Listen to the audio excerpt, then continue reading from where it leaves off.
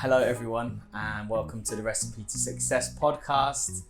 We are here for the next episode, and as you can see, we've kept it up with the female guests. I'm joined today by a lady called Victoria Tipper. Now, we actually crossed paths a couple of weeks ago, and I'm not even joking. I'm not just saying this because she's my guest today, but she's actually changed my life a little bit.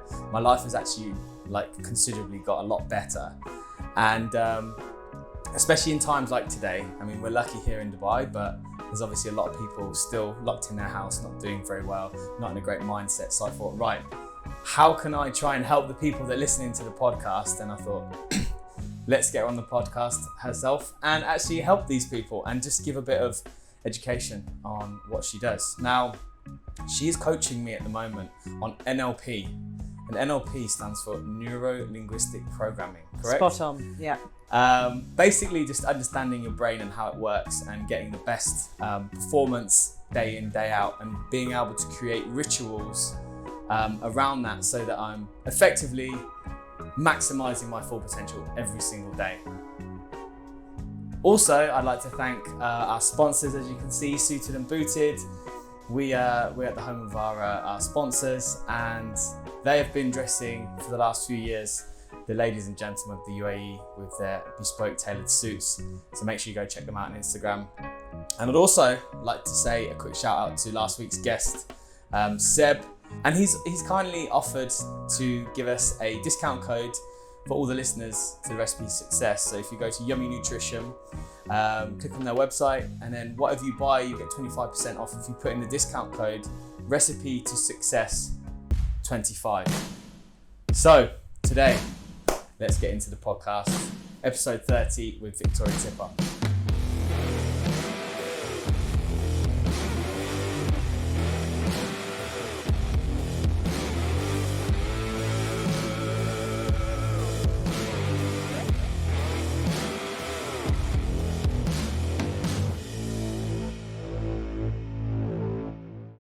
Hello. Hello. How was that? That was great. everyone always like... I was like, wow, he's really good at this. Everyone always says to me, they're like, thank you so much for the introduction. But I'm like, I'm just going on who you are, basically. So no, that was a really, really good introduction. So congratulations to you for being you. That's awesome for you to say. No, I'm impressed with you, how well you're doing. So yeah. Thank you. Okay, so I am an executive coach, and I focus on using strengths-based coaching and NLP. We're going to be doing our strengths, by the way, so we'll be focusing on that as well. And I'm also a corporate wellness consultant. So one of my specialties is in nutrition. That's what my master's is in. But essentially, all of those things combined are just helping people to become the best versions of themselves, because we need to look at our well-being in order to be a peak performer, in order to be the best version of ourselves. And then also looking at how we can, sort of nourish the mind as well, and how we can just, be the best version of ourselves. So the first question that pops into my mind, are you like the perfect human being? No, definitely not. What's the old adage? Super healthy. do as I say, not as I do. No, I joke. No, I am definitely not perfect. I would say I'm a bit of an 80-20 rule. So I eat pretty healthily, I do, but I still do like ice cream. So, but I go for dairy-free options because I try and avoid dairy. I like a drink here and there, like my parents are Irish. But again, it's like, everything in moderation. Okay. We're all humans. People drink in the UAE as well. Exactly. Yeah, exactly.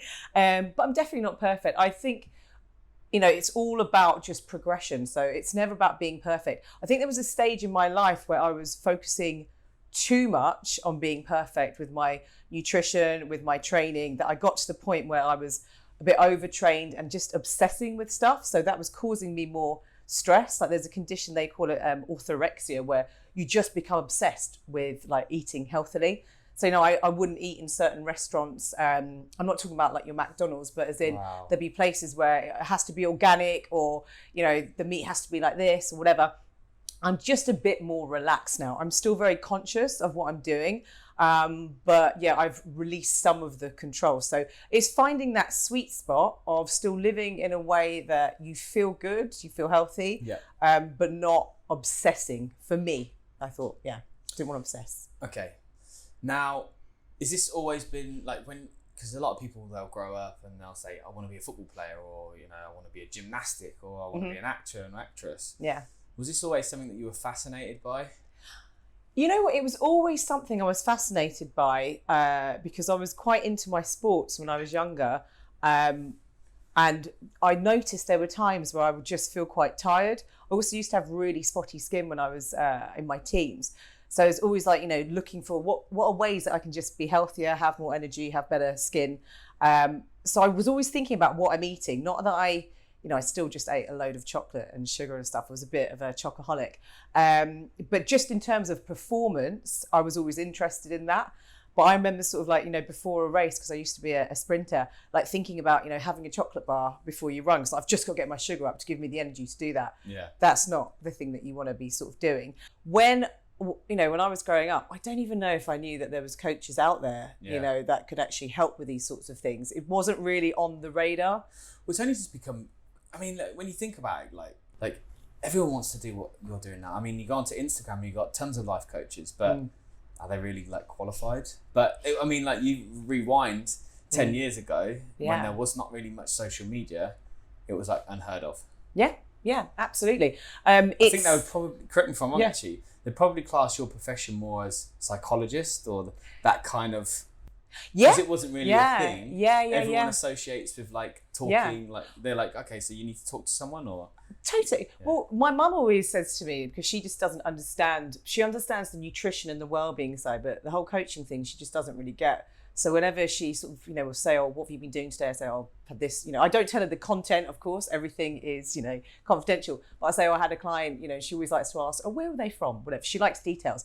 And then she always asks me, what's wrong with them? Why do they need you? And it's it's not really about what's wrong with a person. And particularly with strengths-based coaching, you're more so focusing on what's right with them and how to improve upon that. Yeah. Because I think, do you know what the funny thing is it's one of those things where when we started working together, I was just I kind of knew the answers, but I just never asked them questions to myself. Yeah. So it's it's your. I would like to. Can we just for this episode? Can we call you the personal trainer of the brain? Yeah. That's a Can we have it for even after this episode? Yeah. That's a great title. That's what I'm going to do on my LinkedIn. That's a really nice title. Yeah. Yeah, because it's so true. Because I go to the gym every day, and a lot of people go to the gym every day, and they go to because they want to be in shape, or they want their body to be healthy, or the health benefits towards working out. But how often do you work your brain out every day? Apart from obviously going to work and just flat out, just non-stop going at it. But I remember once when I went to see a tarot card reader, and she said to me, you need to take a moment for your brain, otherwise you're going to end up really sick later on in life. And that's when I kind of took a step back and was like, wow, because she said to me, which will stick with me, and from working with just in a short period of time, my memory's really terrible, but there's certain things I remember for a long time. And she said to me that your brain, what you don't realise is your brain is working 24/7. Even when you're asleep, it's on standby mode, but it's still working. So it's very important to introduce meditation, stuff like yoga and stuff into your life. Even I call golf my meditation, because you have to focus on it so much that you forget everything, and it's so important to give your brain a rest. 100%. Doing things like golf, even going for walks, rock climbing, playing chess, whatever, something that makes you be in the present moment. You're practicing that mindfulness, so you're not up in your head and just letting your thoughts, rule you. You do a lot of training, a lot of physical training. So would you go and do train your legs 5 days in a row? No. So that's the thing that we're doing with our brains. We're not giving ourselves, with any form of training, physical training, you do a body part and then you have to let it recover, let the muscles regrow, repair and adapt. And it's the same with our brains. When we're continually working our brains and not giving it adequate breaks, we're just going to end up going into that fatigue. So you have to allow that rest period so your brain can actually grow and develop. And too many of us just aren't allowing that rest time. It's that recovery that we're just not allowing to happen. So there's an interesting equation for growth. I might have said this in our sessions. I love this. It's really simple. One of my favorite things. So growth equals stress plus rest. And too many of us are just on the stress side of things, and we're not allowing that rest or recovery to occur. And that's if it's, physical, mental, emotional, but you need that recovery as much as you need that adequate, manageable stress. Yeah. I think doing podcasts, you listen to a lot of people other people that do podcasts, and there's a lot of guys out there that are like, they're well recognized because they're self-made billionaires, or they're like really successful entrepreneurs. And I listen to one guy at the moment called Stephen Bartlett, and one of the things that he said, like growing up when he had his business, is one thing he wished is that he just wished he didn't work so much, because he worked relentlessly, and that's what he thought he had to do to be successful. Now he has become successful, but it's also a kind of dangerous way to be successful. And I think a lot of people now are really starting to look at the being strategic in everything, right? Yeah. And one thing we talk a lot about is time management, managing your time, so that you're not you're planning. So you're going into your day completely planned, having some purpose and strategy towards your day, rather than just being a busy fool, effectively. 100%. So time management is obviously so important, but almost maybe more important than that is energy management. And it's knowing that we've got these different sources of energy, like physical, emotional, mental, and like spiritual. And they're called like these energy well springs, that we need to be doing things to kind of replenish those well springs on a daily basis. Otherwise, you're just going to get to that point where you just burn out. And so, time management is so important, but energy management is key. And they've done quite a lot of studies for peak performance, to whether you're a sportsman or a CEO, it's all about having really good energy management, because that's going to enable you to have a sustained sort of, life of success, rather than get to, 40 and burn out. How do you do that? So it all starts, so there's these performance psychologists, they created a performance pyramid. And you've got those 4 different sources, those energy well springs that I mentioned, in a pyramid shape. At the bottom is the physical. So that's looking at, nutrition, exercise, sleep, recovery. Then above that is your emotional. And that's about your inner sort of state. So looking after your emotions, EQ sort of thing, emotional intelligence. And then above that is your mind. So that's that mental acuity, your ability to focus. So your brain is actually able to sort of switch on. And then above that is the spiritual. That can mean different things to different people, whether that is, if you're a religious person, prayer. If you're not, I'm not really a big religious person, but it's tapping into that higher sense of purpose and meaning in your life, and looking at your values. Yeah. So you need all 4 of those areas to be working together in order to be in that peak performance, the ideal performance state. And the way that you connect them is through rituals. So this is some things that we've been speaking about, and you need to have rituals that are going to, some that are going to sort of, use up your energy, and some that are going to replenish it. So it has to be like this oscillation between the two, so that overall you're getting enough of that stress and enough of that rest to get that growth occurring. So too many people are just focusing maybe on the, if you look at a lot of executives, on that emotional and that mental part. So they're not looking after their body, they're not looking after their recovery, and they're just, they don't have that energy source. Now, we're talking about rituals. So, and it all sounds like, it makes sense. But I mean, one thing that I found specifically when I have to answer these questions is sometimes it's actually quite hard. It seems like it's straightforward, but you're saying you have to have rituals to obviously get there, but you don't have to have, rituals to also go on the downside as well, to kind of relax. Now, like, what would those rituals look like? I think you've mentioned it in this conversation. Maybe you mentioned it in one of our others, so I apologise if it wasn't this one. But meditation, was that just before we started? No. Well, that's meditation, like all round. But no, we was actually talking about cold baths and salt baths and stuff. Yeah. So a form of like any kind of like mindfulness meditation. Yeah, you mentioned the golf, but any form of like breath work where you're switching off that stress response. Because when we breathe through our nose slowly and we do the deep belly breathing, it signals to our body. We actually activate the vagus nerve, and it signals to the body, you're safe, switch off the stress response. So it's a calming thing. So we actually have the power and the control to like switch off our stress response through that. So anything that causes slow breathing is going to be really good. Slow swimming, going for a walk. So one of the things that I did when I was going through a bit of an energy crisis, rather than, because I was really into CrossFit, rather than continuing with my CrossFit, I still was doing like weights and yoga and stuff, but I would take walks on days where I wasn't feeling 100% or like, you know, a bit lower in energy. I'd get myself out in the sunshine and I'd go for a really nice long walk, and I'd listen to a great podcast, one like your own. And it was, so I'd be learning. So that's one of like my values. But just, yeah, that slow, deep breathing, focusing on nasal breathing as well. And that would really help to switch off the stress response. Yeah. Do you know what? It all makes sense when you say stuff like that, because I mean, for instance, one of my things is obviously sunrise. I love the sunrise. Yeah. But also when you go for a walk and you watch the sunset. Yeah. It gives you such like a boost in, I don't know what it gives you a boost of. Yeah. But like just taking that chill pill and just going for that walk, seeing the sun go down. So there's what you don't realize is you think, okay, it makes you feel good, but there's actually something scientific is happening to you. 100%. So geometric shapes that you find in nature, things that we call like fractals.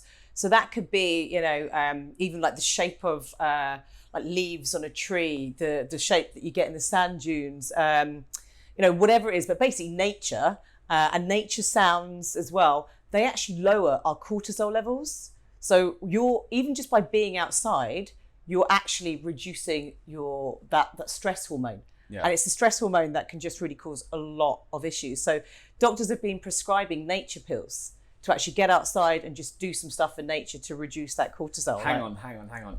When you're prescribing nature pills, they're obviously not pills. They're just, well, they might give them a placebo, and it's like, that's just a little bit of nature. But no, it's basically just get outside. Like go for a half an hour walk. Even with like depression, it's one of the best natural antidepressants to just be outside. There's also a link with the sun there, because that when you get the sunshine, it helps to increase serotonin, so we feel happier. Okay. You know, one of the things that fascinates me when I sit down and think about these things is there is literally so much to kind of cover that I don't think an hour's really is any. We're just going to scratch the surface, if that. Going through university, studying all this stuff, like, you know, where do you know where to kind of concentrate your efforts? Because it's such a vast area to cover that you can't, I suppose you're probably still learning today, right? You're always learning. So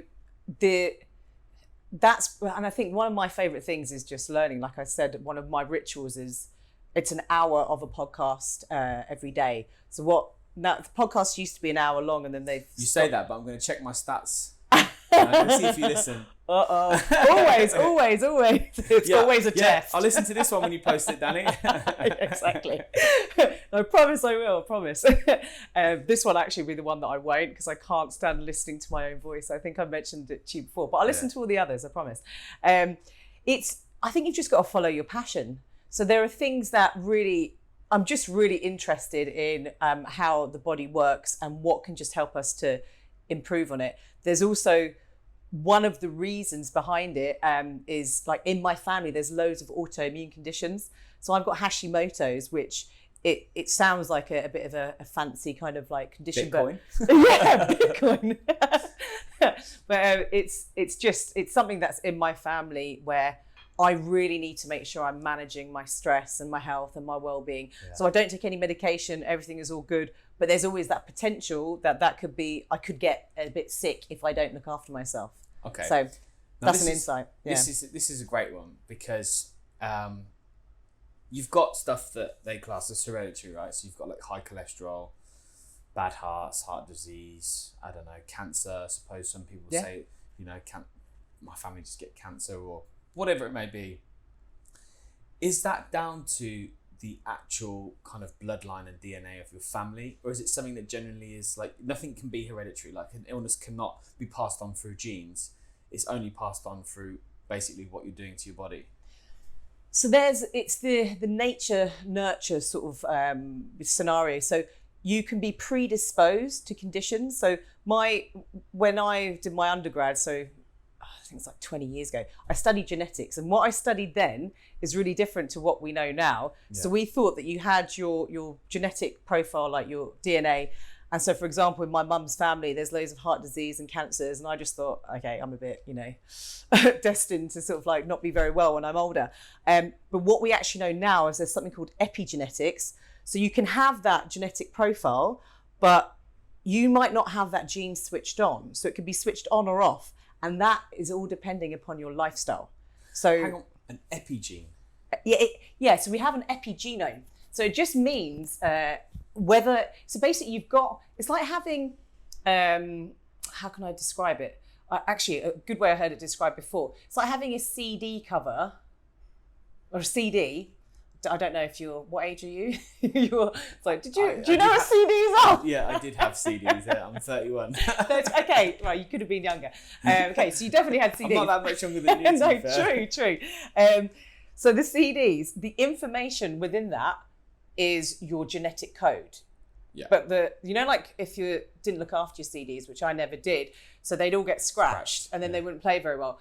That's like the epigenetics. So that's kind of where you're damaging or you're switching things on or off, and that can just mean you have good health or bad health. So you might have genes that predispose you to an autoimmune condition or to cancer. But if you're exercising regularly and you're sort of like eating lots of veggies, you're not effectively sugar. switching them off. Yeah. Because everyone's got cancerous cells, right? Yeah, absolutely. So you're basically just keeping them at bay because your immune system or whatever it may be. Is it immune system? It's you're switching. So for example, say with cancer specifically, you can have genes that if you're eating really well, and for example, eating things like turmeric and broccoli sprouts can switch on the genes that cause cancer cells to commit suicide. Wow. Yeah, you say that, right? But if I ate broccoli all my life, I mean, like you hear it. I mean, and I know it's on the rare occasion, but you hear about these freak stories where, people will never have smoked a cigarette in their life, never drank any sort of alcohol, ate healthily, but then they drop dead of lung cancer. Yeah, and that's just like really unfortunate. I always think they probably would have died a lot earlier than if they had have lived an unhealthy life. Do you know what I mean? It's almost like that could have been predetermined. There are those stories. Then you also hear of other people who are like, I had my cousin's grandma. So she wasn't my grandma, but my cousin's grandma. She was like smoking into her like late 80s, early 90s, and she would have like a drink every day. And she'd go for like a 5-mile run. Still in her 90s.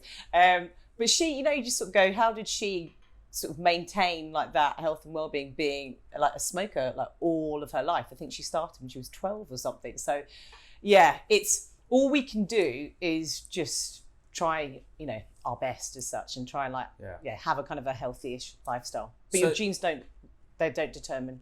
So epigenes, right? They're obviously genes within your body. Now, can epigenes be switched off by mindset? So there's so stress does play a massive role. Getting tangled up there. Stress does play a massive role, and they've shown like with stress is connected to pretty much every chronic illness there is out there. Heart disease, diabetes, cancer, definitely autoimmune conditions. And, our mindset is a big player in stress. So it's not about the stressor, but it's about our perception to that stressor. Okay. So it's not the fact that somebody, I don't know, has to, give a big presentation, but it's just how they view that. Yeah. So we'll talk about stress then. So obviously stress is linked to all these conditions. Now, some people are just naturally quite fiery. Yeah. So if that's the case, then does that mean every time they're like switching, or, like for me, like if someone cuts me up, even 7 years after being in Dubai and the driving standard is terrible, I will go mad. Like I saw a guy driving on the way here, and he literally had to go in the right-hand lane, but what he thought would be a good idea was to speed up, go around everyone, cut everyone up and go in the right-hand lane, rather than slowing down, coming behind everyone. Now that would stress me out. And I just think like, excuse my French, you're a dick. You drive like a dick. There are a lot of them here, unfortunately. But like, are you saying that every time that happens, then you're causing these conditions to kind of build up over time? Or are you talking like long-term stress of? It's chronic stress. So stress is a good thing. I mentioned the growth equation. We need stress to grow. So it's just about making sure you're not stressed from the moment you wake up to the moment you go to sleep. Okay. So it's about switching off that stress response. And that's why things like meditation, golf, yoga, walks in the sunshine, whatever it is, ice baths we spoke about, that's why they're so important, because they will intermittently switch off that stress response. So a lot of people are chronically stressed where, they're driving on the way to work and that's doing it for them. Maybe they're waking up, they're not having enough sleep and they're waking up before the body wants them to with an alarm, a really offensive sounding alarm. And that in itself is a stressful way to wake up in the morning. And then maybe their children are going mad and they're having arguments and whatever. So then they can get into the office and it's like deadlines and, it's just stress after stress after stress. And maybe also with the whole global pandemic, there's this like underlying stress that we're all experiencing anyway. So it's just that a lot of people aren't doing anything to switch it off. And it's that chronic low grade sort of stress that kind of just eats away at the body over time. Now, like I'm sure you probably meet a lot of people now. A lot of your stuff is all corporate, correct? Yeah. Yeah. Do you know what? I say that, but just from me working with you, it is corporate, but a lot of it links into your social life anyway. Yeah, totally. Yeah.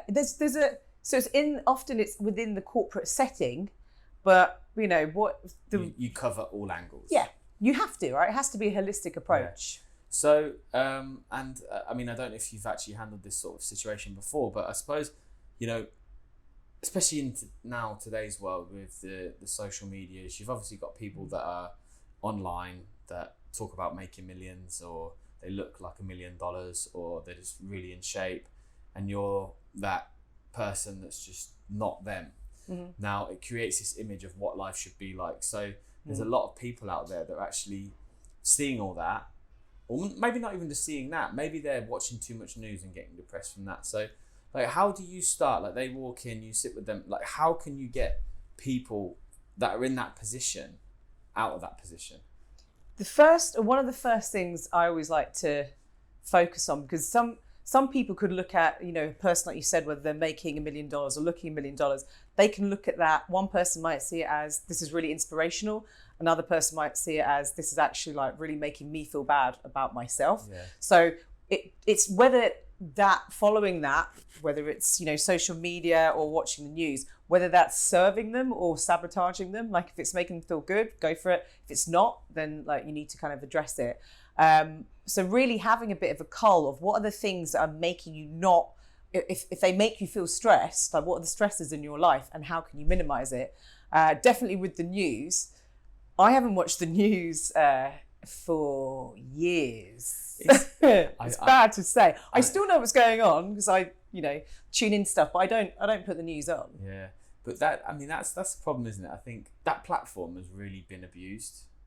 News. I would love to read the news because it's the informative news, but the problem is not much of it is informative anymore. Mm-hmm. It was only a few weeks ago that my mum sent me an article about a girl that had basically cursed at her housemate over WhatsApp and then got put in prison for 2 years in Dubai. Oh, wow. Now, is that relevant? Wow. Really, is it relevant? Yeah. Because all it's doing is they're obviously emphasising on what's actually happened. Yeah.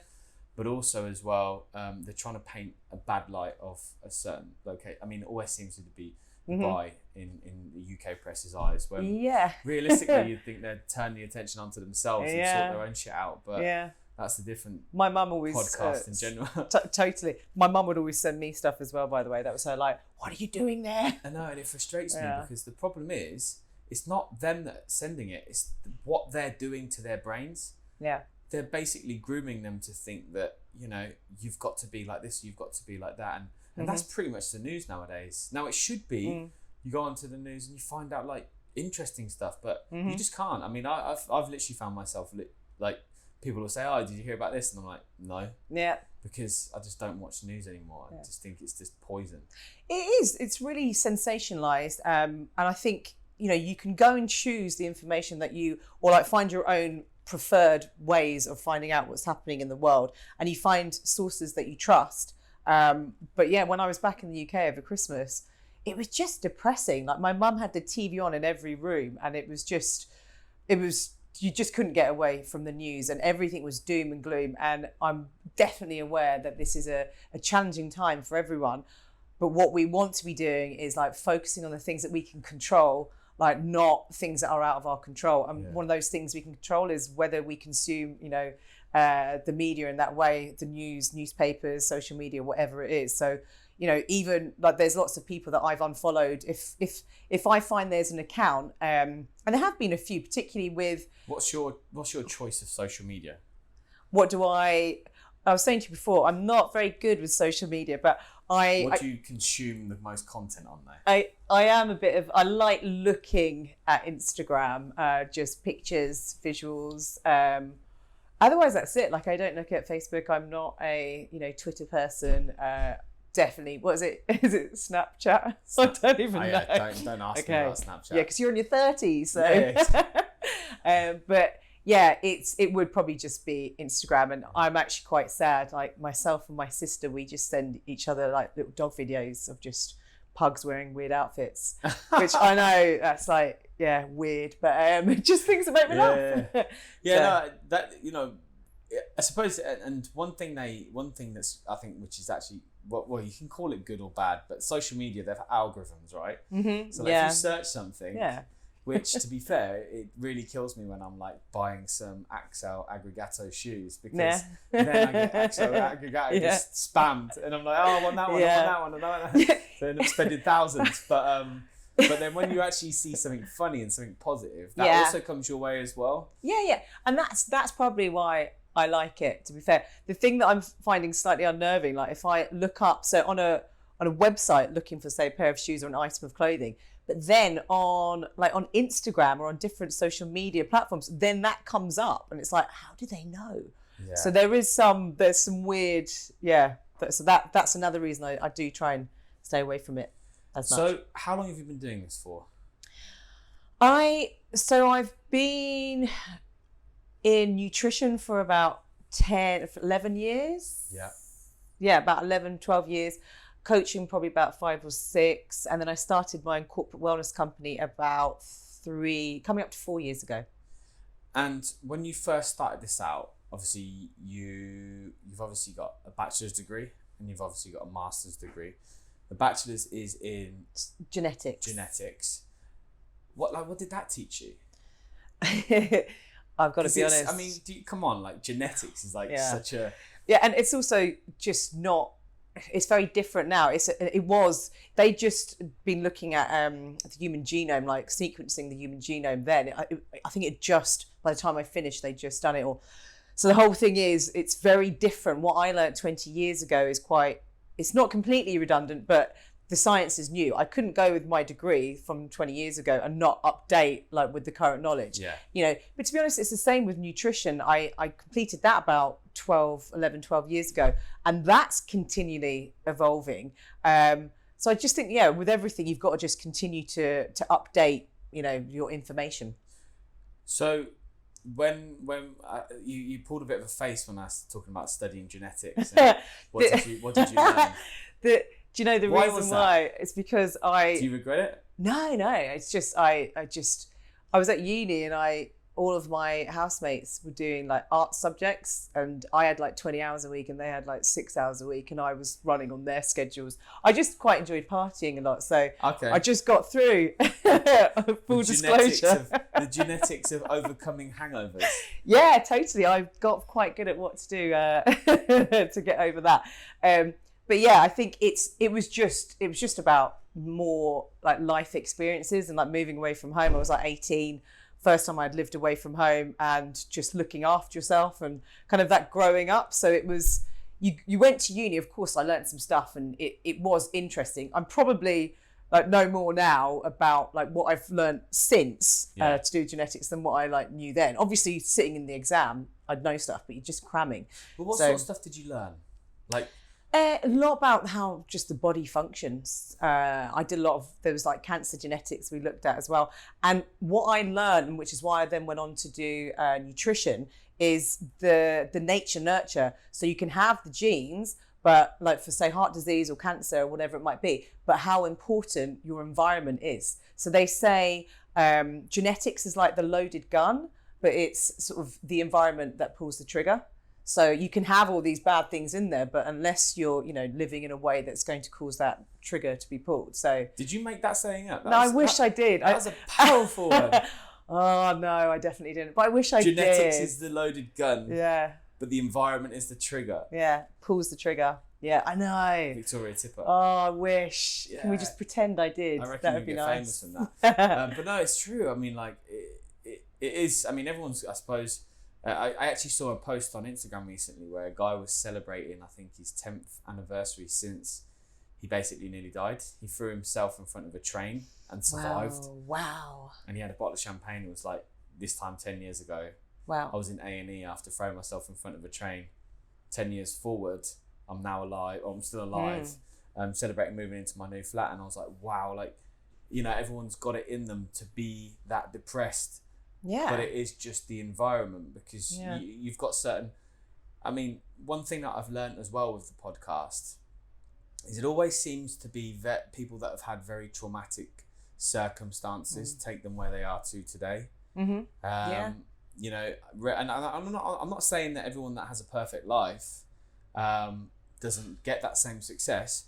I just haven't spoke to them yet or haven't heard that story. But I always find that it's always the trauma that can... I mean, it's two ways, right? It can either turn someone completely off track or someone on track. And there's even times where they've sent off track and then they've came back on track. Yeah. I mean, I was listening to a video on the Unilad platform. Yeah. And it was talking to a guy where he used to be a gangster. Mm-hmm. And basically it all brought down to basically neglect from his mother when he was a child. And she kept trying to give him up. And there was one part of it where he just said, the only person I ever wanted to be loved by was my mum. But because he couldn't even get that love, he just turned into violence. And violence was the only satisfaction that he got. And then, he went through that whole life of crime, and he described seeing a person get stabbed for the first time and how it didn't really affect him or faze him. Fast forward to today, and he nearly went to prison for like 10 years. The person that actually, like the people that were around him, got off scot-free and basically grassed him in, and he still had that mindset of like, I'm not a grass, I'm not a snitch, I'm not this, I'm not that. And then he went to see this one probation officer lady, and all she said was, not another black man in jail. I can't see it happen again. And when she actually got to know him, she realised that he was just a very messed up boy that needed help, and that going to prison would probably make him worse. Ended up getting out of that 10-year prison sentence. And now he's won the Pride of Britain Award for helping young people that had the same upbringing. That's amazing. And it's that strength, like through that adversity, to actually like learn from it. Like that's just so commendable because it can go the other way. A good friend of mine, she's like a doctor of psychology, and she was doing a PhD in one of the prisons in London, and it was a female prison, and it had like England's like youngest female rapist and youngest sort of like serial killer, and you sort of go, oh my god, wow, that must be really scary. And she was like, the thing is, like their backstories, like there's a reason why, and it's like they've just had the most awful things happen to them leading up to this point. So it's like, of course, like you can understand, but you can understand why some people are pushed to the edge, and like they might do things that if they'd grown up under different circumstances they maybe wouldn't have done. So I think it's commendable as well when you've sort of like maybe grown up and you've had a lot more challenges to actually kind of like take that and use it to actually spur you on and to help you to grow and to progress. So that's when we're born and we're humans and we're fresh babies, are we all the same?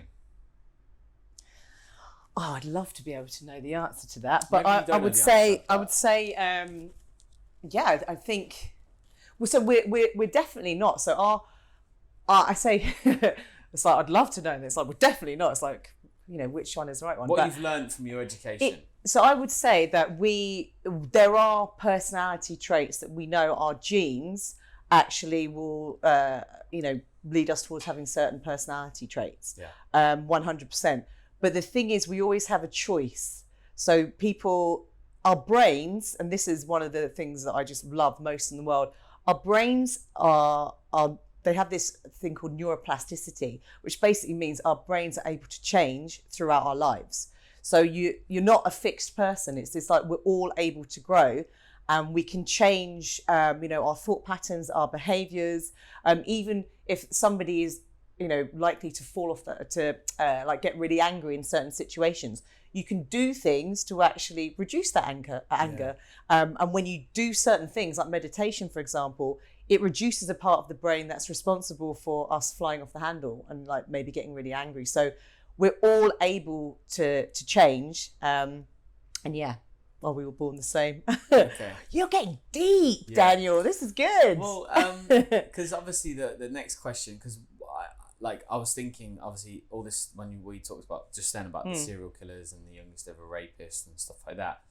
Obviously, they didn't ever used to be like that. It's stuff that's happened to them through life. So Totally. My actual original question I was thinking about asking is, you look at athletes, you look at CEOs, you look at, let's talk about golf, for example, because that's been a reference that we've talked about today. So,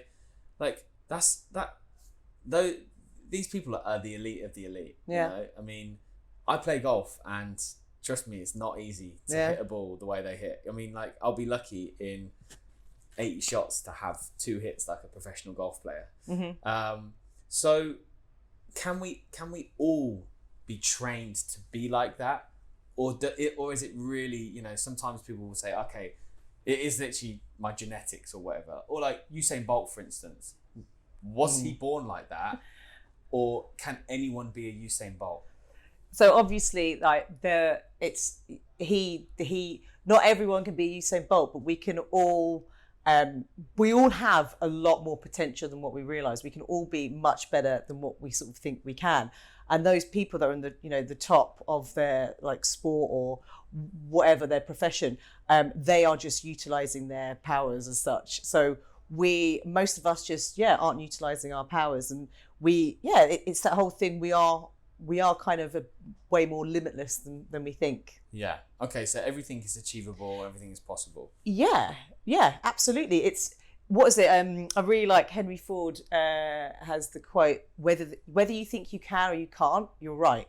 So it's that whole success mindset. So we have a choice to sort of decide whether this is something that we can do. So even the use of language, I'm going to try, or I should do this. You're kind of saying that you're not really going to do it. Whereas changing that language to I will, is I will do this. This is my identity, So it's all about that mindset. And people like Usain Bolts, top sportsmen, women. They always have that mindset of.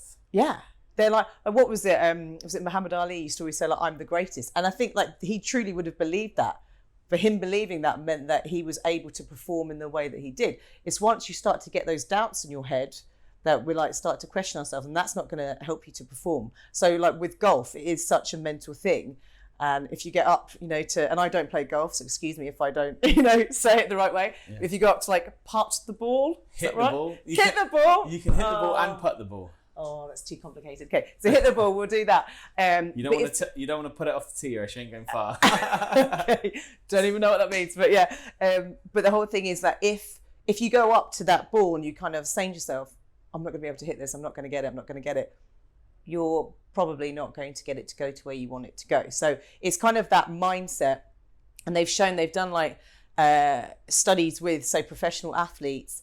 When they're in a really stressful position, so say it's, I don't know, they're just about to, go and do a 100-meter sprint, whatever it is. All of us, no matter what, every human being, when they're stressed, they start to have these physiological changes in their body. The heart beats faster. We start to breathe more quickly. And they will actually see that as a way of their body priming them for performance. It's making them stronger. So, getting more oxygen to help their brain function, heart beating faster to give them more energy for around their body. So they'll see it as a performance aid. So they're switching up that mindset. So they won't see it as for instance, nervousness. They won't see nervousness as something that's actually making them nervous. they'll see their heart rate, because when you're nervous, your heart rate goes up, you breathe quicker.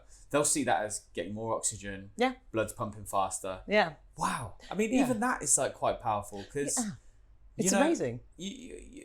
I used to get it before I mean, now like I can just put on turn a camera on or put a microphone on my chest and talk the back legs off a donkey. I've noticed. You're good. You're very good. I remember the days when I couldn't do that, and I used to get so nervous. And rather than, and again, it's crazy because we say that, and I know exactly the right answer for it, and that is your way of thinking. It's how you're actually going through that process. When I got nervous when I used to speak live on events and stuff, I wouldn't use those nerves to encourage me. Okay, so this making your blood pump faster so you can have a quicker response to people. Yeah. You know, making you think on your feet. Like I would think, oh, what if I say something wrong? What if I do this? What if I do that? What if I mess up? And rather than using those, like feelings as something as a positive, you're actually using them as a negative. Yeah, totally. And even the fact that you're starting to sort of say, oh, I'm really stressed, I need to calm myself down.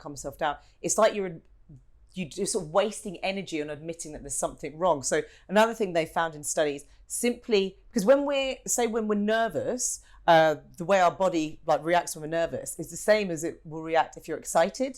So another thing that they've done is actually like sort of reframing those nerves into excitement. So this is something that I do now.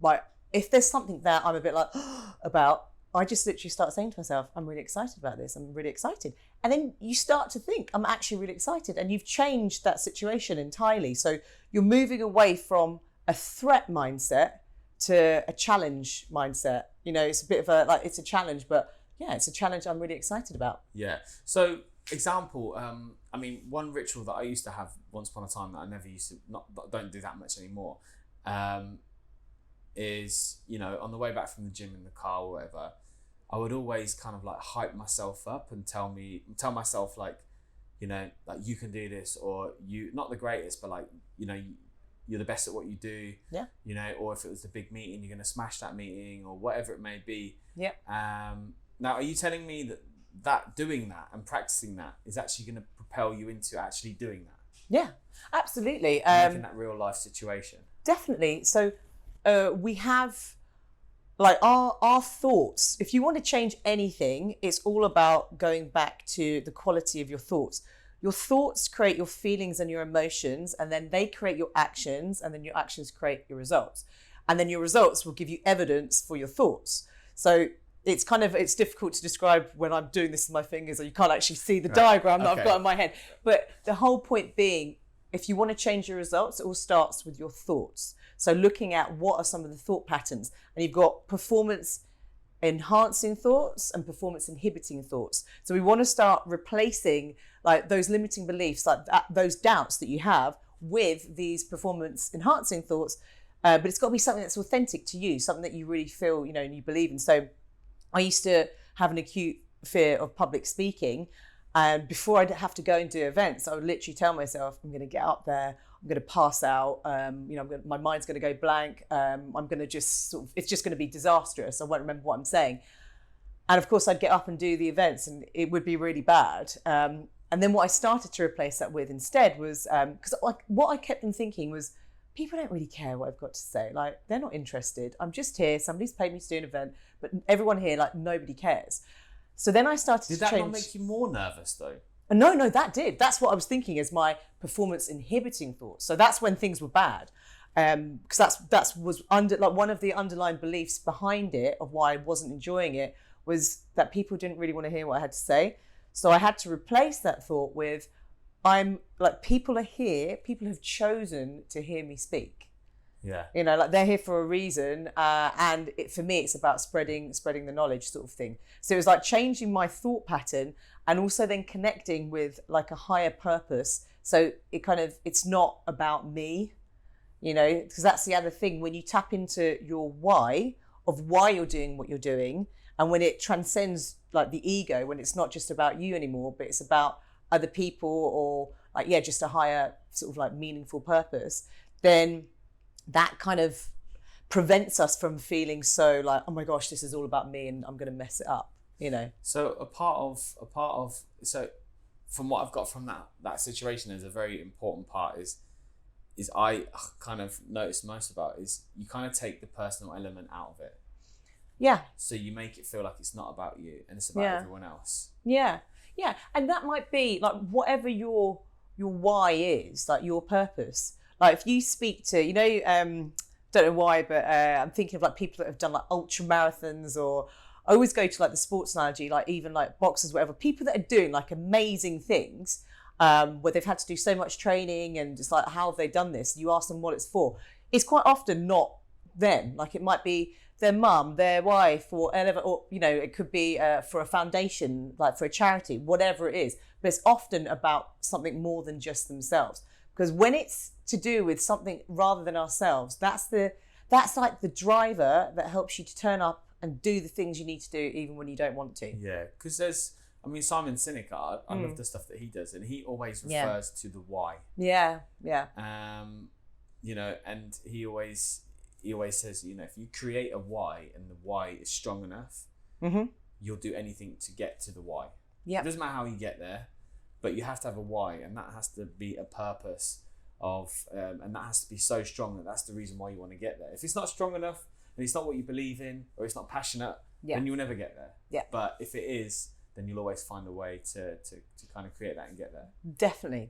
And that's where it also, like you sort of said, if you don't really believe in it, it has to be really authentic. So finding and we'll be doing this ourselves, but finding your purpose and your why. I don't know, maybe you already know it anyway, your purpose and your why. No. Don't put me on the spot. No, you don't need to say it now. But it's something that, it's not just something that comes to you like that. Yeah. It takes a while, and it might be sort of changing and evolving, but it'll be something that we'll be talking about throughout our sessions, because it's just really important, as I said, for that motivation, and just, to kind of like keep you going, even when you feel like, I just really don't want to do this. Yeah. So we spoke about kind of, are we born all the same? Can everyone be a certain type of person? Now, I'm going to flip that slightly and ask this question. Sure. Do you have the same process for everyone? No. So there's definite overlaps there's certain tools. Every person has an intake session. So you went through the intake session, which it's an information gathering session. Yeah. And then from that, I'll get some ideas of what I'll do with that person, what tools could be sort of quite beneficial. But it's also really, I might turn up to a session. I'll always be prepared for a session and what I think we could do together. But it's also for that person to kind of, whoever the coachee is, whatever they need that day. They might just be going through something and they just need to talk it through. So there's always that fluidity. But yeah, it's definitely different for each person, the process. But a big parts of it, uncovering your values, your why, getting your rituals there, getting your health on track. The difference is obviously because I am also a health, like a wellbeing consultant. I have to separate that. There's always a little bit of overlap, but I have to separate it and like wear the two different hats. Because with coaching, you're not advising. It's just you're, using powerful questions and using tools to help a person or to help a person find out the answers which are already within them. But then as the wellbeing consultant, there will be times like you experience where, well, we might discuss like sleep data and stuff like that, and I might give a bit of advice. So there's sometimes a bit of an overlap where I have to wear different caps. But yeah, the processes are different. Yeah. Now, obviously, you've got natural remedies, and then you've obviously got medicated remedies. Do you believe in medication as like you've got medication, like for instance, antidepressants as an example. Like, what's your kind of views on that, or are you always to the kind of natural side? So if somebody, it all depends on the severity of somebody's issue. Sorry, let me rephrase that. Sure. Because I haven't really. Do you always believe that to everything that happens as So everything that happens to someone, whether it be depression or anything down that kind of route, or mindset, or whatever it may be, is there always a natural remedy? What I'm saying? Or sometimes does there have to be a medicated approach? I think definitely there will be certain circumstances where a person needs medication 100%. So particularly, if somebody's having psychological issues, bipolar, like there are certain conditions, there are chemical imbalances, and they will need to be looked at. Obviously, like, I'm not a doctor, so I don't deal with that. Yeah, of course, But there'll be people who have come to me who are experiencing low moods, who have gone through anxiety or depression, and there'll be approaches we'll talk about, like looking at mindset, but also looking at diet, looking at exercise. There could be certain supplements that they can do. But for example, if a person's talking about being so low and thinking about committing suicide, it's like, all right, you need to actually go and see a specialist in that field. So it depends on the severity of the symptoms. But I've known like so many people where, they might have thyroid problems and that's why they're feeling depressed. So you kind of do a health history and you kind of go, okay, hold on, like go and see your endocrinologist and have some tests done and check your thyroid before taking antidepressants. So the thing is, those are like the symptoms, but there can be so many different reasons as to why a person is feeling a bit, down. So their medication definitely has its place, but for example, if a person starts taking antidepressants, but they're still just living off, McDonald's and Pizza Hut, and they're not exercising and they never go outside, well, it's like, you can't do it like that. Like it can't just sort of cover up the symptoms temporarily, because they're never going to actually, that it's not the right approach. So So I mean, there's obviously going to be people that are listening to this that may have experienced or have times of experience in these. So what would be your advice on things that they can do to really help improve when they're in that situation? So specifically with when we're feeling a bit low or a bit anxious. Because I mean, to be honest with you, maybe this is just me being naive, but I feel like it doesn't matter what you're feeling, you're either unhappy or you're happy. Is that correct? Would you agree with that?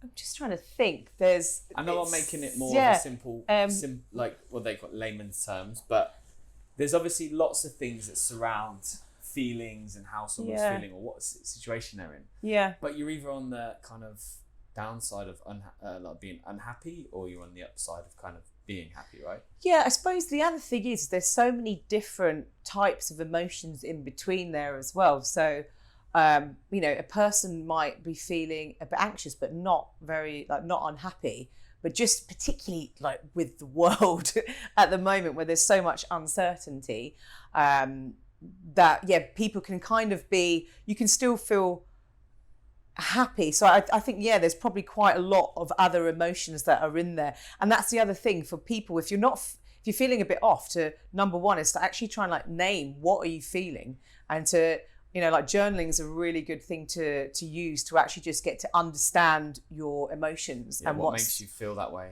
What makes you feel that way, and just to get to know yourself a bit better. So what I see like a lot of people doing is when we're feeling an emotion that we're not really enjoying, because there aren't any good or bad emotions. It's just kind of like feedback on what's going on. But often when it's an emotion we don't really like, we'll try and cover it up with something. So that could be food or Netflix or smoking, drinking, whatever, but we'll try and numb it with something else. So it's actually just feeling your emotions and getting to understand what's really kind of going on, I think is really important. Like sitting with them, is really, really important. Okay. So I'll word this a little bit. What are the key fundamentals to help improve your life? Okay, so great question. Food is so important. So what you're putting into your body. This is I don't want to go off on massive tangents because I'm terrible for that, Daniel.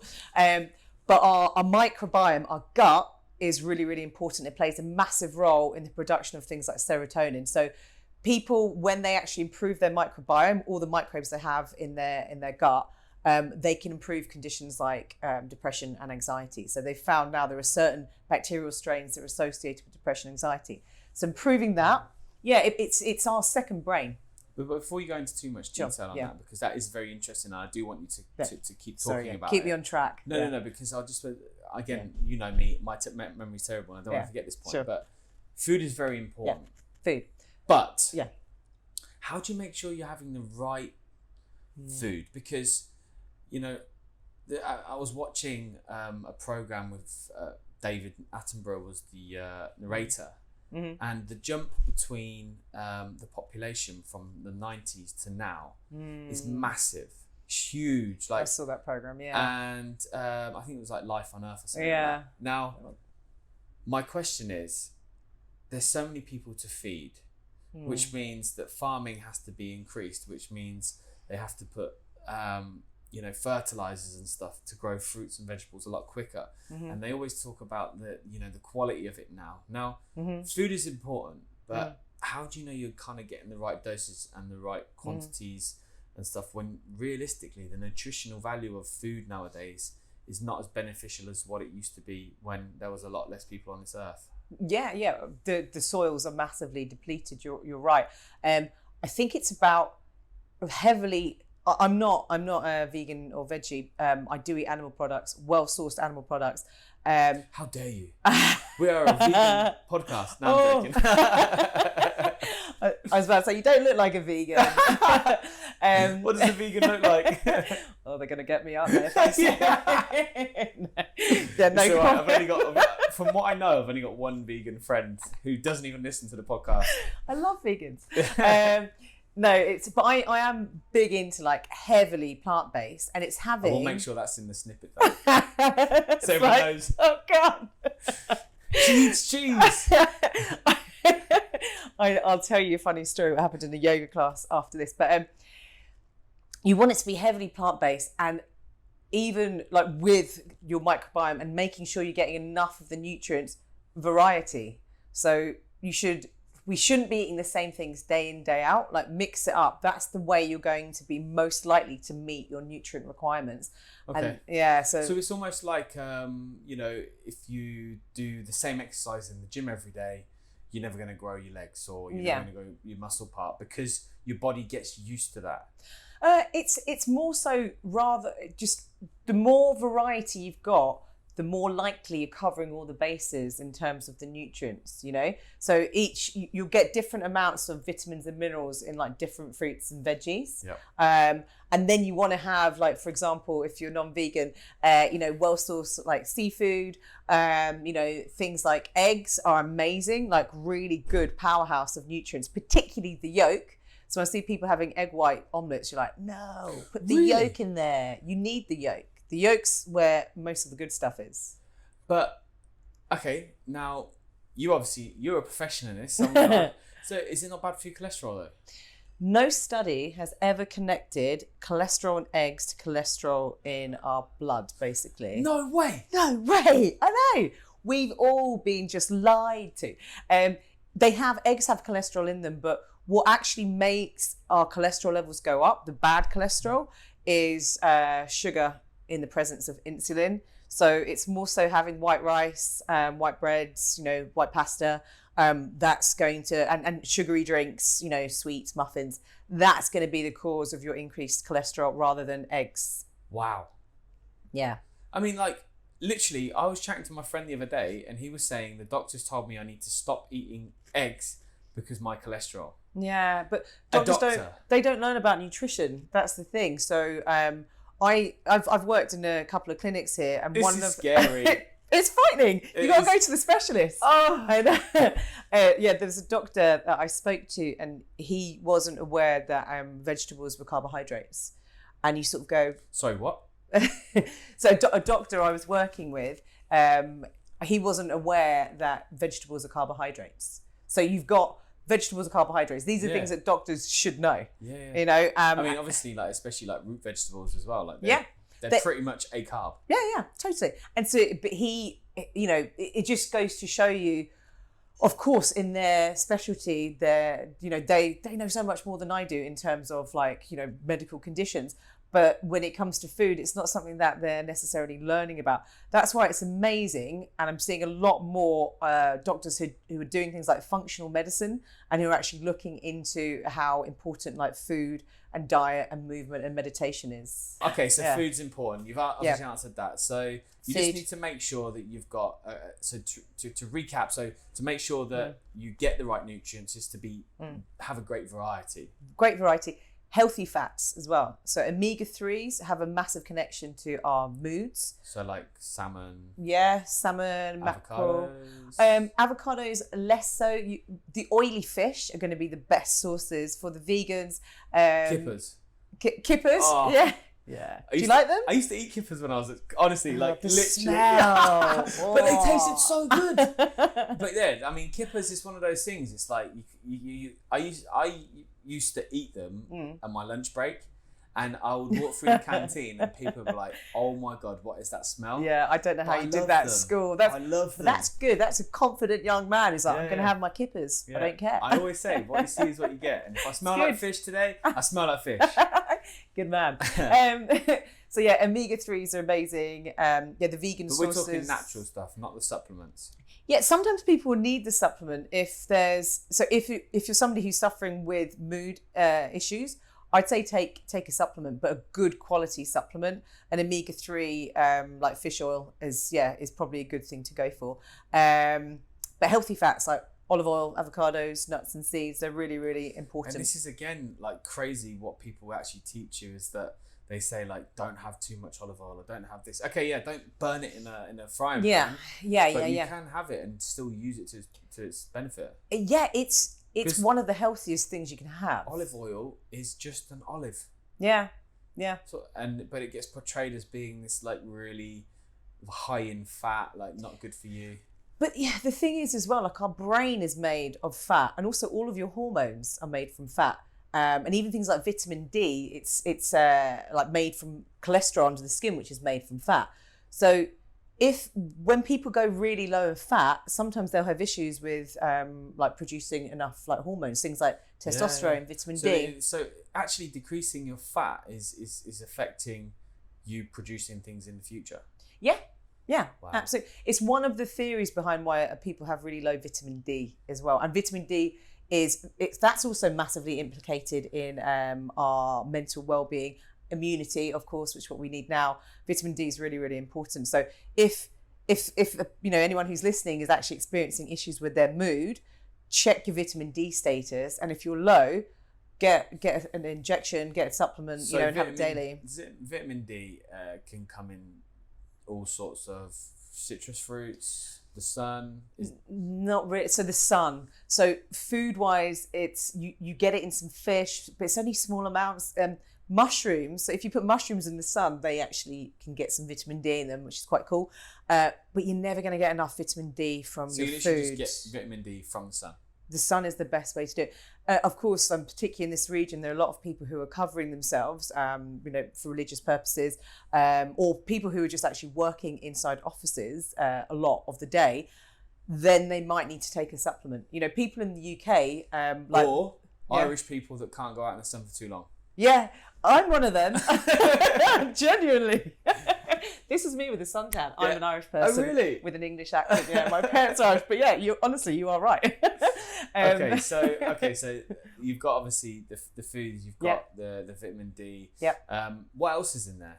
So getting outdoors, that is, I mentioned the nature pills, but even that, being outside, seeing nature, but also sunlight. Let's talk about, give us some specifics. So my friend Nikki, she's a very successful business lady, and she's very much likes that sort of stuff. Mm-hmm. Take your shoes off, walk on grass. Yep. And some people actually tell you to do that, is to go and be at one with nature. Yep. Taking your shoes off, going outside, going for a walk, connecting. Now, when we say nature pills, what are the other ways, like what are the other things that we can do? So there's going outside, okay, but what can we actually do to really maximize that? Like you mentioned, your friend who's taking her shoes off, like that earthing, and whether that's like That's what they grass, call it. yeah, earthing. Earthing. Earthing. That's good. Like that. Keep that in.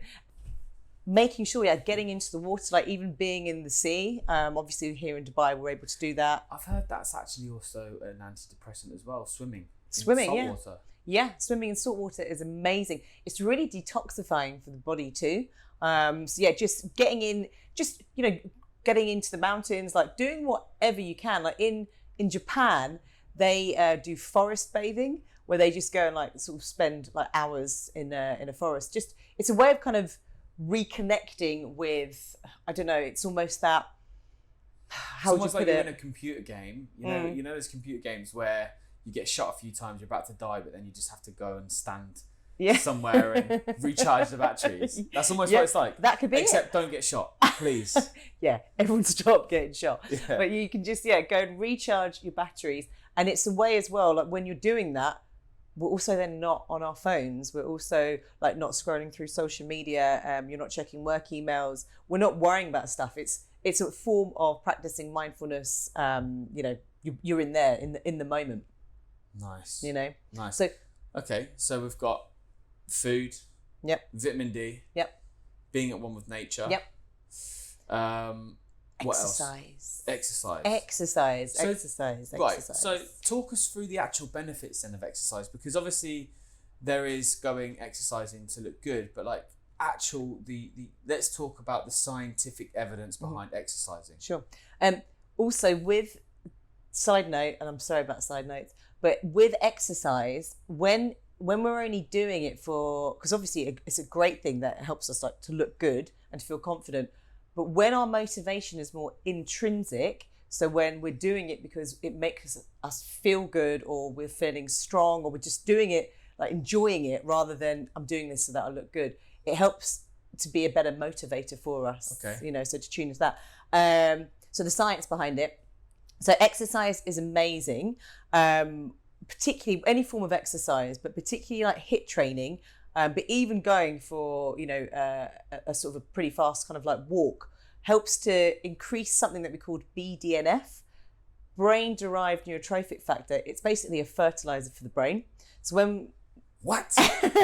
What? How do you even remember that?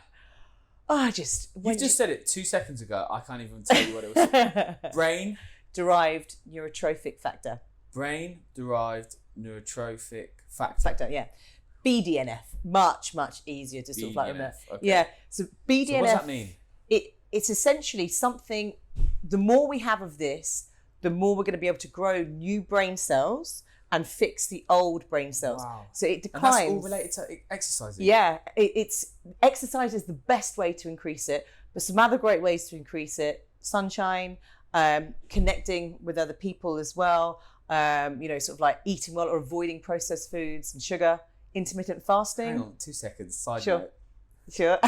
You say it creates new brain cells. Why is all these like fitness models and stuff, you can't even have a conversation with them?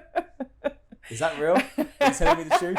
But imagine if they weren't doing that fitness, they'd be even emptier. Yeah, that's what you got to remember. That was a bit they would have been even worse. I hope you got the joke. We're not always serious on the podcast. That was good. Okay, so new brain cells. Yeah, okay. New brain cells. So exercise is amazing for that. And as I said, like HIIT training is really, really good for it. With exercise, there's loads of, where do I go next with exercise? So, just even going for a run. Yeah, even going for run, any form of it. So you're also improving like your, your capacity for your lungs during this time when we really want to make sure that you have that like lung strength, that VO2 max. Yeah. Also just increasing muscle mass. When we increase our muscle mass, we're going to be increasing our metabolic rate. So you're burning more calories whilst doing nothing. So it just helps you to keep up your metabolism. And the thing with exercise, I think you're 31 now, after the age of 30, you lose up to 5% every decade. Sorry, that's a big difference. Dead at 40. Yeah, but every decade you lose 5% unless you continue to exercise. 5% of what? Of your muscle. Okay. Yeah, unless you continue to exercise. So it just should be a part of what we're doing. Unless you're 95% at the gym that I go to and smash loads of steroids, then you're fine. Yeah, the roids. Yeah. Do you know, I was, again, side note, I was watching, I really love First Dates. I was watching that and there was a guy on it and he was saying how like he's having fertility issues now because of the roids that he took when he was younger. Wow. So it's so widely available here. Yeah. This is obviously a huge side note because that was only a joke, but now we're on the topic. Yeah. Do you know the science behind why that there is fertility problems with that? If you're taking steroids, you're just going to be messing up your hormones. Like even like if women go through menopause and they start having HRT, once you start taking one hormone, you don't know what effect it's going to have on the other ones because all the hormones work together. So you just don't want to be messing around with your hormones, unless you sort of like really need to. So it's not good. And then I've met like guys, who have like it's ruined their skin. Obviously the roid rage, the classic roid rage as well. It's not good. You don't want to be doing that. Yeah. Okay. So we have food, vitamin D. Yep. We have connecting with nature and exercise. And the endorphins, of course, for exercise, the feel good, endorphins. So we just feel happy when we're doing that. Yeah. And then practicing, stillness is, I think, really, really important that just most of us don't really. Practicing stillness. Stillness in whatever form. So it's kind of like. I was going to say, is that like sitting in the same spot for a long period of time? Taking the 3-hour nap? Yeah, I love it. Well, not a 3-hour, but I do love a nap.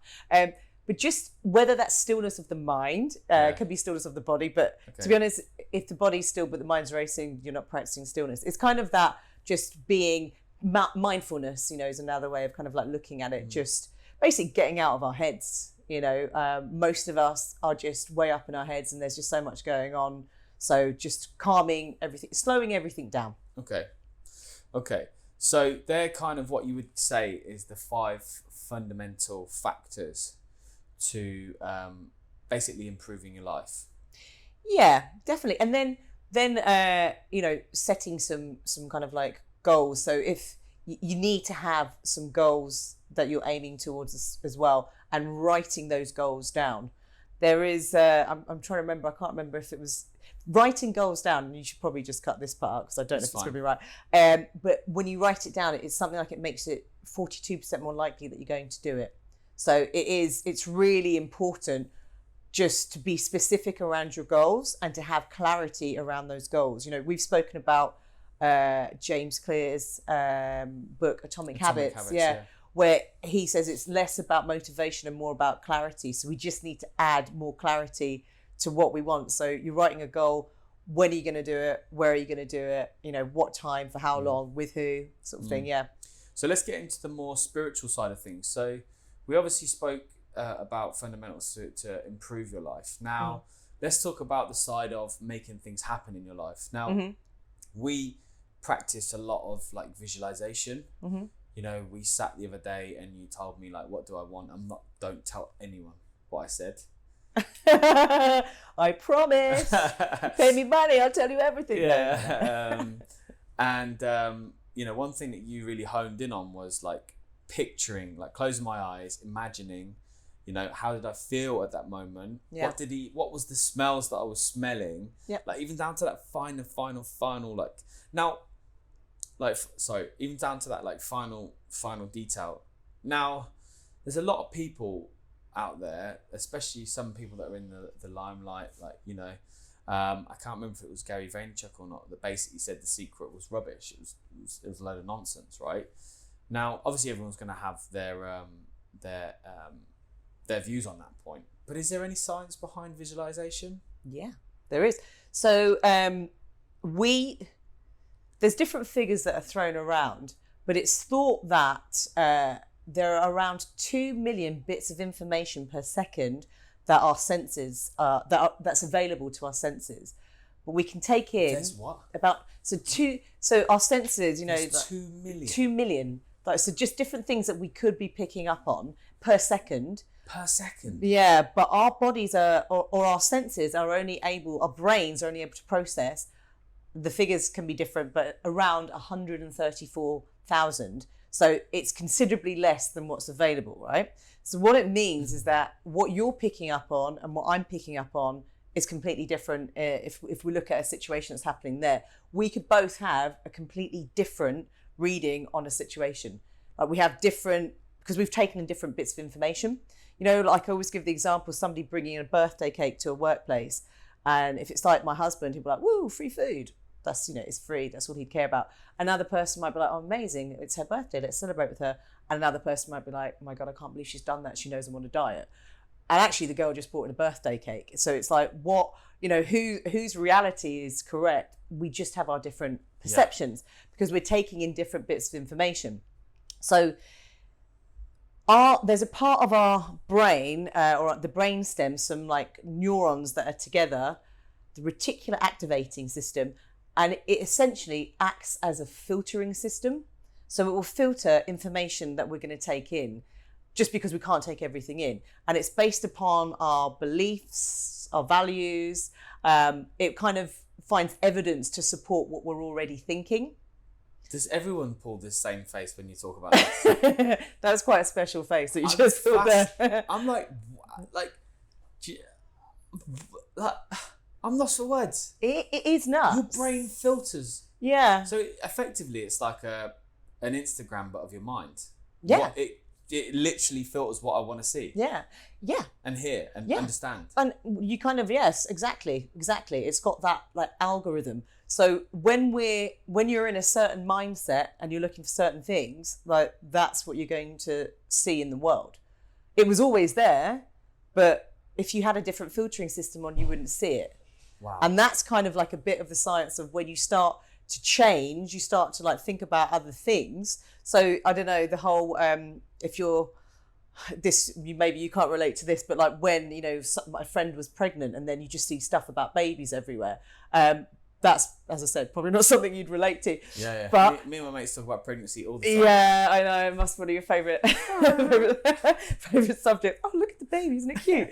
But it's one of those things when it's in your head, like you just start to see it everywhere, but actually it was always there. It's not that. Yeah, it's crazy because you remember what was the game we used to play as kids when you go travelling like long distance? Yeah. Like, I Spy with My Life. Yeah.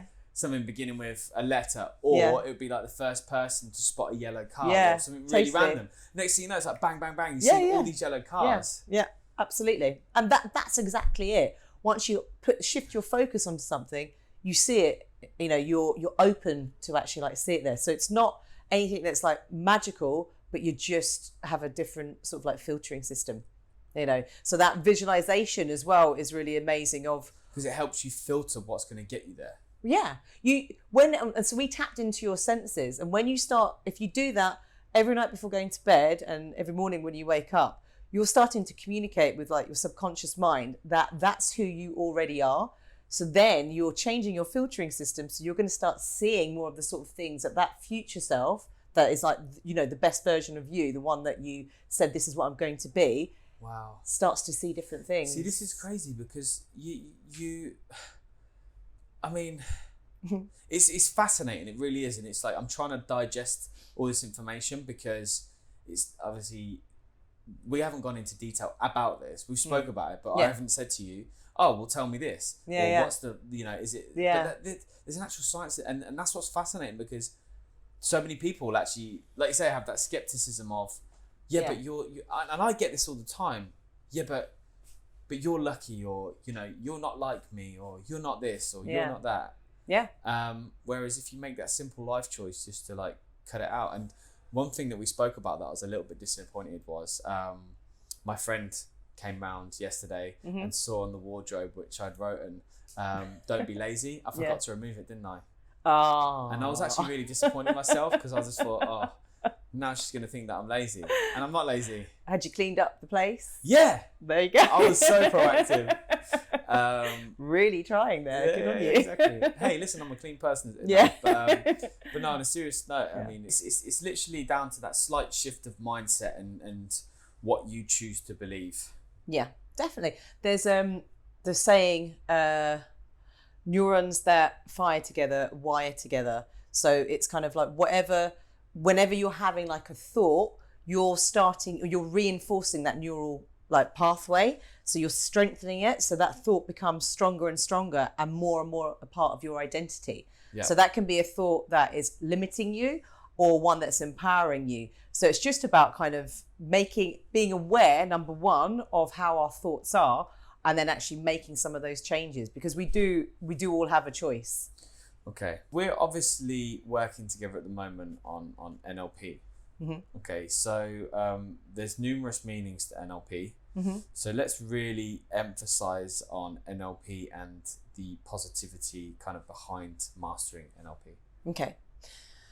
So NLP, neuro-linguistic programming, it's helping us to connect the brain, language, linguistic, whether that's verbal or non-verbal, and our perception, like the programming. And there are different models, there are different principles, like some tools that we will be going through that can actually help that sort of shift in our patterns of thinking. So we can move away from like limiting beliefs, and you can sort of like look at, putting in new beliefs. Okay. So yeah, it's a really good way to just help change behaviors, help change patterns, become more aware of our behaviors and patterns as well. So you start to actually have a shift in your inner state, and you just become a lot more resourceful. So people might use it to help improve confidence, to help with things like public speaking. There are different tools. You reframe situations, and it has what we call presuppositions, which are basically like these assumptions or kind of like rules for NLP. So things like there's no failure, it's just feedback.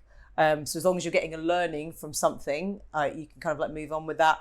Behind every behavior is a positive intention.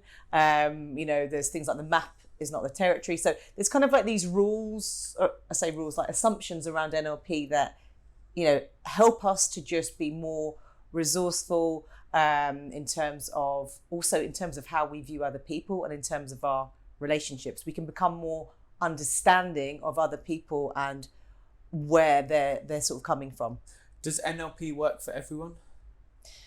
I think it's one of those things, you have to want to. So for example, there's like lots of stuff, like we use visualization, we tune into the senses. There'll be different tools. And I remember when I first did my first NLP course, somebody doing what we call a swish on me, and I just, like, they were doing it and I just couldn't, I didn't really want to engage in it. So it's really, you have to want to. What's a swish? It's a tool where it's to help sort of like with behavior change. That sometimes people use it in things like phobias as well. So you're using pictures and movies. So it's very, very visual. But it's this whole idea that if a person, and I've had this where they'll come to me where they want to make some changes, but also maybe they don't really want to that much. So people have to really want it. Yeah.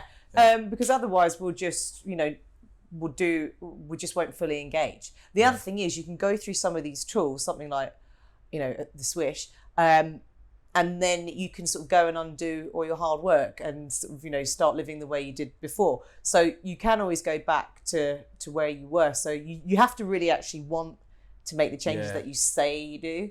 So sometimes I've had people that have come to me and they've wanted to make certain changes, but then we found out that by making those changes, it would affect their life negatively in another way. So it's what we call like the ecology. Yeah. So, and that's actually what's stopping them. And then they go, do you know what? I don't want to do this just yet. So yeah, people have to want to make that change and it has to be the right time, the space for them to be able to do it. So we also talked about how gut health and maximizing your potential of your brain is also linked. Mm. What's the science behind that? So, and this is like one of my favorite topics, by the way. I love gut health. We've got about 1 billion brain cells or neurons in our brain. And we've got about 1 million in our gut. which is about 1 billion, 1 1 minute. million, exactly. And it's about the same amount of neurons, or what we think of as brain cells, as what you get in the. You've got a cat. Is your lovely cat Saffron? Yeah. Yep. Would you say she's quite intelligent? Yeah. Okay. She has about the same number of brain cells as we do neurons, like neurons in her head, her brain cells, as we do have in our gut. So this is a really intelligent part of the body. So hang on like this. So she has the same as my gut in her head. Exactly. Okay. Yeah. So it puts it into perspective. It's a pretty intelligent part of the body. And then our gut and our brain are connected by the vagus nerve, and they'll send, they all have the same neurotransmitters. So things like serotonin, dopamine, like will go up and down like via the vagus nerve. Yeah. So we know as well, like people who are maybe a bit depressed, they will be quite low in serotonin, and they will often have issues with their digestive system. So taking probiotics has been shown to actually really help improve depression in like numerous studies. So putting good bacteria into our gut affects the way we feel up here. And recent research has shown that the bacteria in our gut is actually in communication with the neurons in our gut and the neurons in our brain. So it's this like three-way like line of communication. And the way we have good bacteria is through lots and lots of fiber and good veggies and good food. So it's kind of, when we're eating rubbish foods, like, you know, definitely when I think about when I was at uni at 18, I was eating absolute rubbish and I felt pretty rubbish. If we don't eat well, like you don't feel too good. Yeah, and that's the time where you really want to be performing at your best, right? When you're studying. Yeah, totally, 100%. So it has a massive, massive impact. Okay, so let's talk in detail about the types of food then. So you talk about like fibers and fruits and veggies and stuff.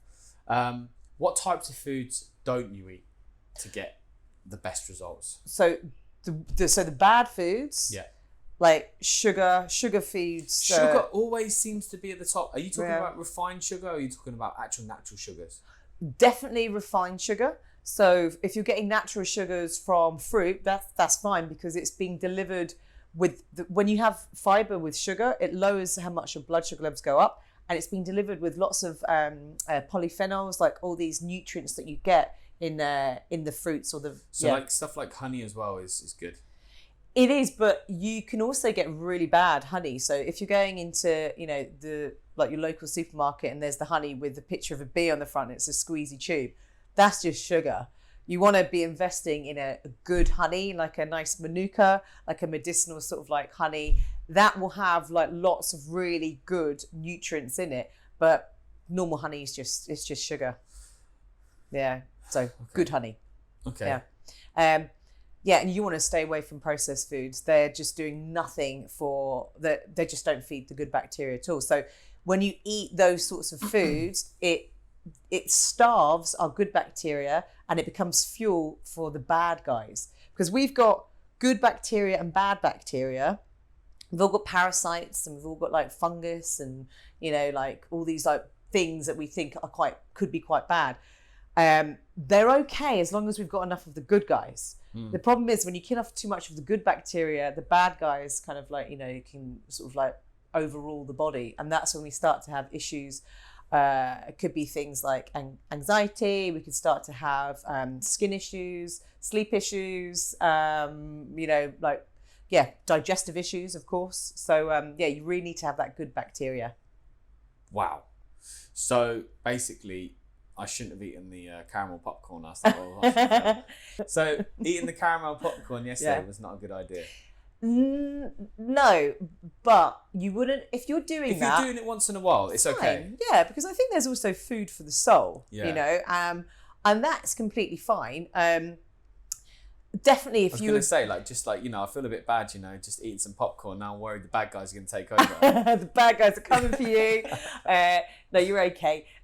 Just, it's not something to do on a daily basis. I always say to people, it's what you do on a daily basis that counts. Yeah. You know, I said to you before, like, I like ice cream. I do have that like once a week, or I have something that I enjoy, and like that's completely fine. It's about like in general what your day-to-day life looks like. Yeah. And one of my kind of final topics I want to talk about, and I find very important because some days I get depleted. Talk about energy and energy boosting, right? Yeah. like, let's talk about what goes around that to actually, like, how can I have more energy? How can we have more energy? We obviously turn to coffee and all that stuff to get a little hit, but I find that when I actually drink too much coffee, I can actually fall asleep after too much coffee. You can. Yeah. Yeah. So different people will have different, like a gene. Sometimes people have a gene that means that they can metabolize coffee really well. Sometimes they have a gene which means they can't.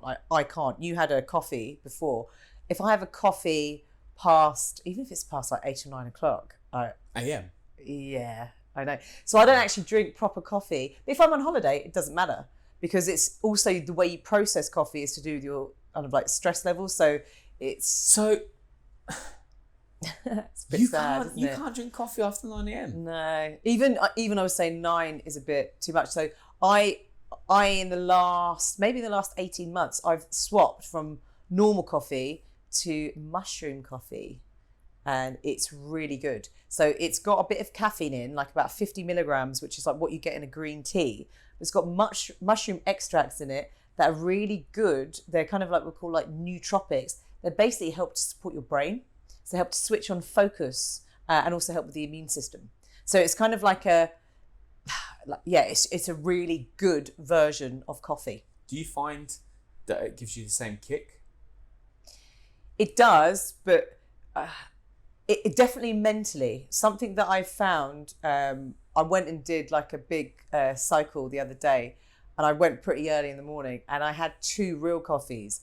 I did the cycle and I could have just gone and done it again. It was like, okay, this is what actual caffeine does to me. So in terms of aiding your performance in the gym, it's a bit different. I do feel like a lot of these products say that it aids like brain focus and stuff like that, but sometimes when you take it, I really don't feel it. Yeah. It's the best way to actually look after your performance, and, really the main superpower in terms of energy replenishment is always going to be sleep. Yeah. And nothing can really take its place. Yeah. We just need to get better at sleeping, improving not just the number of hours, but the quality of your sleep. So you're getting into those good deep stages, like getting enough deep, getting enough REM, because that's when the brain recovers. Yeah. Okay. So on a final note, you obviously work with, I assume, a lot of successful people. Yeah. Who's the most successful? Oh, sorry. By the way, if you're not watching the video, I've just put my hand up as a bit of a joke, and she's laughing at the joke. Yeah, not saying that I was laughing because it was a joke that he could ever be. Yeah. It's like, what's your recipe to success? Ha ha ha ha. Like, well, there's nothing funny about that. But no, on a serious note, like, you obviously work with successful people, and like, what would you say your recipe to success is? I think definitely making sure that we are maintaining our energy levels, tapping into those 4 different well springs I spoke about. So looking after the body, looking after our emotional state, looking after our mind, and that spiritual side of things, combining all of those 4 levels. Yeah. And the main way of doing that is, those rituals to help replenish the energy is just really, really important. So the best prioritized rest, is one of the main things to remember. Learn to rest more, like whether that's through like your sleep, but just taking breaks for your mind as well, so that we come back just a stronger version of ourselves. Thank you so much. So before we head out, the reason why I got you onto this is because you actually, in the last 2 weeks, and I genuinely have felt this, that my life has improved, like I would like everyone to be able to experience that. So where can kind of people find you if they want to kind of have a chat? Sure. So on Instagram, I'm at Victoria Tipper. On Facebook, I'm Victoria Tipper as well, but I'm not very good at looking at that. And on LinkedIn, so Victoria Tipper is, those are my handles. Yeah. And if people want to reach out, are we able to share your email address? Yeah, of course. Absolutely. Okay. 100%. Okay. Well, it was a different type of recipe to success, but I enjoyed this. I hope you enjoyed it just as much as I did. Yeah, it's fun. And I look forward to getting the great feedback and providing some amazing content for all you guys out there. Now, just to remember, I do this because I actually love doing it, but also the fact that the matter is that I feel like I gain value from it. So I hope you feel the same. I don't do this for any financial gain. I do this just out of pure love and trying to help other people. So I'd appreciate some love back.